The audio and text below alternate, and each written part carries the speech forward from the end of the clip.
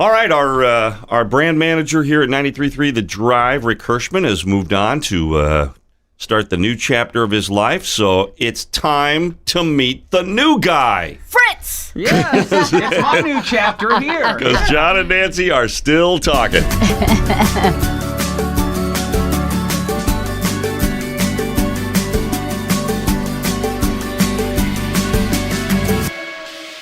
All right, so Fritz Moser is here with us on the podcast today. Fritz is our new brand, what they call the brand manager now. It used to be the program director. Yeah, but it's fancy now. Well, when did Fritz that? is fancy. You were an official program director at points in your career, though, weren't you? Yeah, I don't.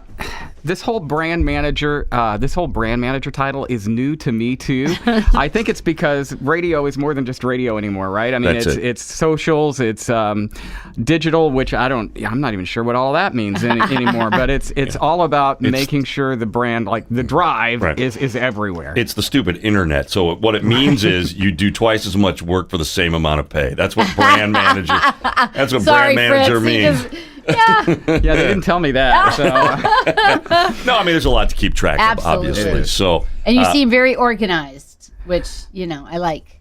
Oh wow! Well, I'm glad you pointed that out. That will change. So when you start with a clean plate, it gets messy after time. So Fritz, you've been at this how long? Whole radio thing.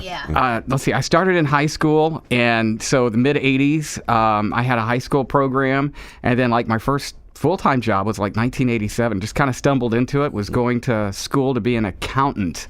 Oh dear, and those are two different separate realities. How did things change? How did things change? So what? So you were growing up where, around Indianapolis? Yeah, I grew up on the far east side of Indianapolis, and was set to go to Ball State University. That's where David Letterman went to school. Oh yeah. And that summer after I graduated, I kind of got cold feet because people told me you weren't going to make money. There are a few jobs, on and on and on. So I entered this accounting program. And after about 2 months of the accounting program, I had a buddy of mine that said, "Hey, I'm working part-time at this radio station. Do you want to get on?" And I said, "Sure." And then after about 4 or 5 months, that turned into a full-time job. How about that? Excellent. Yeah. And you're like, forget accounting. That's boring. Exactly. Radio's much more fun. Yeah. Well, so who did you listen to when you were growing up? Who was the voice of Indianapolis at that time? Well, there were a lot of people. My parents listened to a radio station called WIBC, which is now a news talk station. But back then, they played a couple of songs an hour, I think. But they had a morning show called Gary Todd, who was on for years. Bob and Tom came on the air. That's where they're based in Indianapolis. Okay.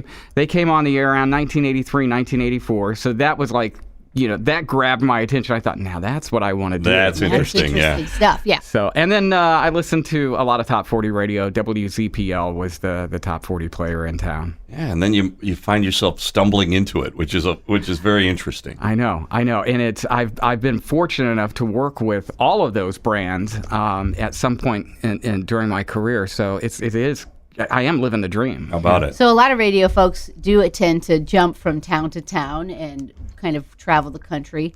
Not so myself and John. We've been here for 25 years, but you do talk to some radio folks. You were in the Indy area, and did you you said Montana one time, like you went out to Montana for a job. Yeah, I was like 22, 23 years old. I thought it'd be fun to go ahead and take a job across the country. I hadn't worked at a top 40 station, and I was in my early 20s, and I told everybody I wanted to lead a top 40 station before I turned 25, because I thought at 25 I'm not going to like the music anymore. Interesting. Okay. Not true. Yeah. But it was a fun run. I was there a little over a year, and then moved back to Indianapolis, and I've been in the Indianapolis area ever since until about 3 weeks ago. So I think we found that finding your spot and staying there really kind of works. We've been here for 25 years. You kind of hung out in Indy for many, many years. Exactly. Okay. It's the Midwest. I think the Midwest, we always come back to the Midwest. Yeah, that's a good point. It's fun to venture out and go see what the rest of the country is doing, but then you kind of go, I miss that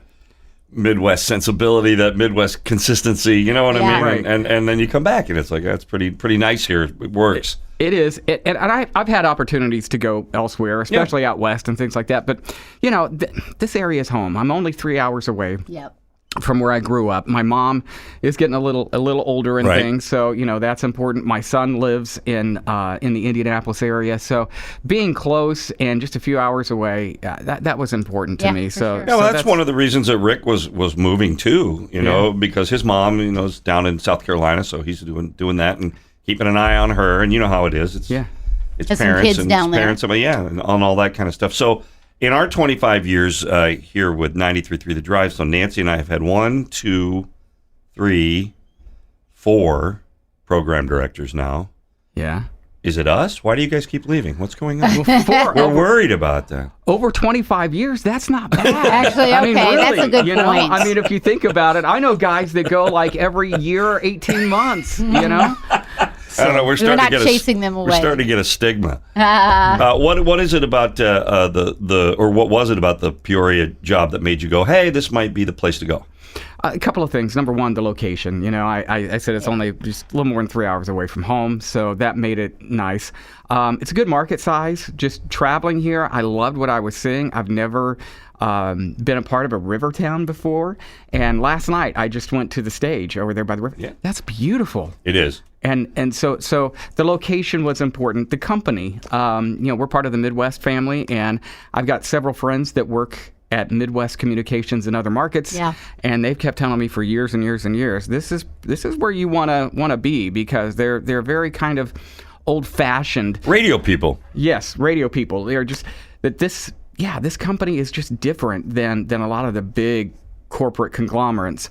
Not that they're doing it wrong, it's just different and more comfortable for a lot of old guys like me. Sure. Oh, yeah. Well, We and talked about what that. we've always discovered about Peoria is a lot like the Midwest. So Peoria knows what it likes, and it likes what it knows. You know what I mean? You don't need to come in here and do something crazy to get attention. They'll just go, yeah, whatever. Give me what I'm used to, what I like, what's comfortable for me. Right. And that's what 93.3 The Drive has always been. I mean, we're pretty comfortable. We're a nice fit for Peoria. We got some great listeners. Our listeners. We do. They're a good bunch. And you're going to get to know them, too. Several of them have already reached out, which is awesome. Right. They found me on Facebook without even saying anything, and so finally I just got to the point to where I've mentioned it a couple times on Facebook. But it's awesome to see there's that much activity in this day and age. Yeah. But the other thing about Peoria I like too is there is a lot to do, and I've been really impressed with like the local scene, whether it's food or entertainment or just saying hi to people at the grocery store. You know? It's true. And that's the other thing is, that people are just they're not standoffish at all. Right. They're very friendly, and particularly once they get to know you. Yep, that's Midwest. Being on the air and stuff, you got a whole bunch of new friends that you just rolled into, so it's Yeah. pretty cool. We like it that way. Yeah. Yeah, it's all good. You are the second Fritz I've known in my life. Was the first a dog? No, I usually get that, The only other Fritz I've known was a dog I had when I was in second grade. So is that your born name, Fritz? Did your parents name you So Fritz? here's the story. Yes, please tell us. This is a good one that I learned when I was about 7 or 8 years old.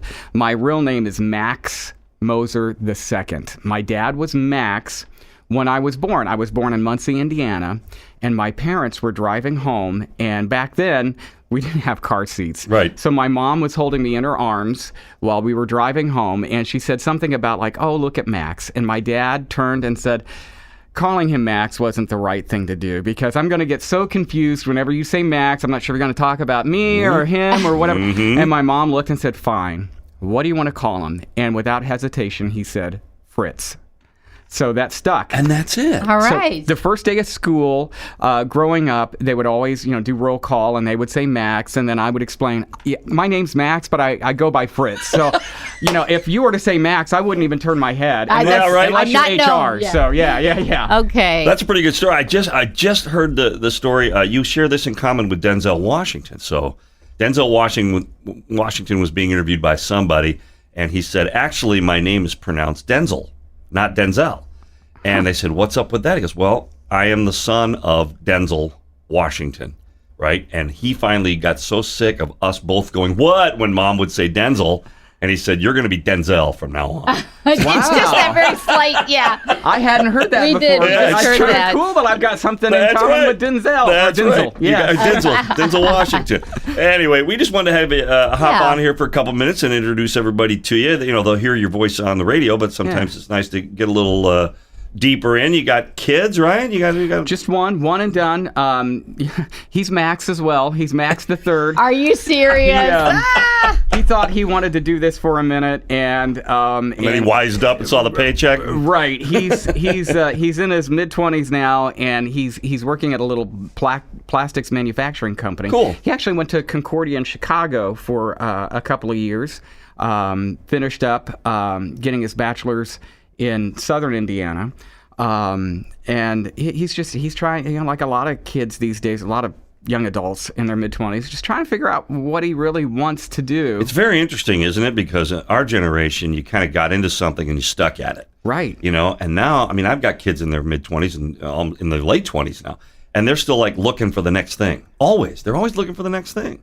It's very interesting. Part of the journey. Yeah, I guess so. The journey's You know, changed. It maybe. has changed a little bit. Yeah. So right now, at this point, because you've been here just, what, a month or so? Something like that? This is my fourth week wrapping Fourth up, week, yeah. right? So Fritz is still in a hotel at this stage. Yes.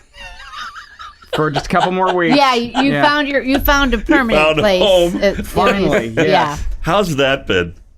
The hotel? Yeah, just you know, because you're making that transition. Obviously, you had a home in Indiana, and now you've got to kind of do the hotel thing for a minute while you're resettling. I'm tired of plain bagels every morning. It's nice to have to go home and your bed's made and you didn't make it. Oh, you know? good point. So, other than that, But then you have to eat out for dinner every night? You know what? There's a refrigerator and a microwave, Okay. and I'm a light eater at night anyway. So, but yeah, I've gone to Kroger and Aldi and stocked up on a few things there that I typically eat. And I've Ramen gone- noodles? Yeah, Right. almost rice and broccoli is a staple of mine. There So you go. I'll make those on the weekend. You know, when I've gone home to visit my mom and packing things, I'll make big Tupperware, or I guess Rubbermaid containers full of rice and another one that has broccoli or some other vegetable in it, and then I'll just microwave it later that week. So Yeah, well, we can't wait to get you to your new place and get back to Yeah. reality. Don't and my new place has a pool, which is Yeah! nice. So yeah, We're coming over. Come on Yeah, over. that There you guarantees Nancy will visit. yeah, that's right. You got to think for pools. Pool tour. We were just playing golf yesterday, and my high school friend that came to play golf with us, and he has a pool at his house, and Nancy was inviting herself over already during the Fine. course of the golf. Fine. It's fine, she says.